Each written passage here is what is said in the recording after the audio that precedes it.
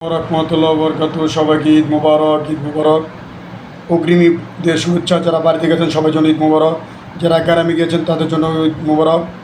সবাই দেশবাসীর জন্য সবাই জন্য ঈদ মুবারক আমার পক্ষ থেকে।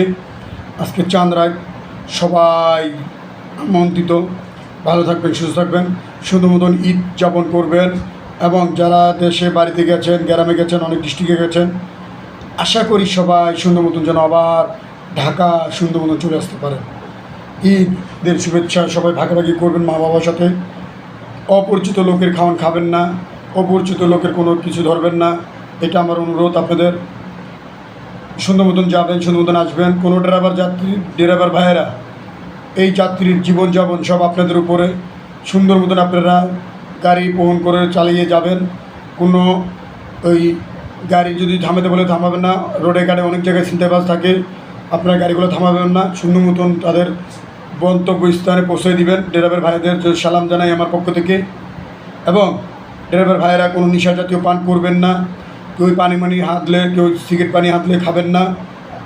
সুন্দর মতন তাদের কর্মস্থানে আপনাদের সে গ্রামে বাড়িয়ে দিবেন। লঞ্চ যাত্রী ভাইদের দৃষ্টি আকর্ষণ করে বলি, কেউ অপরিচিত খাওয়ান খাবেন না। এবং যারা লঞ্চ চালান এবং মাস্টাররা অবশ্যই সুন্দর মতন তাদের গ্রামে পৌঁছে দিবেন। দৃষ্টি আকর্ষণ করে বলছে আপনাদের, কেউ ঘুমাবেন না, কেউ সুন্দর মতন নিয়ে যাবেন। লাখ লাখ মানুষের মাথা জীবন আপনাদের হাতের মুঠোয়। তো যদি ভাইয়েরা সুন্দর মতন সবাইকে ঈদের শুভেচ্ছা রইল। ড্রাইভার যাত্রীদের সবাইকে শুভেচ্ছা রইল আমার পক্ষ থেকে। লাল গোলের শুভেচ্ছা আপনাদের পক্ষ থেকে, আমার পক্ষ থেকে। যদি ভিডিওটা ভালো থাকে লাইক করবেন, কমেন্ট করবেন, শেয়ার করবেন। অবশ্যই আমার চ্যানেলটা সাবস্ক্রাইব করবেন। এমনি ইসলাম 506। আসসালামু আলাইকুম রহমতুল্লাহ।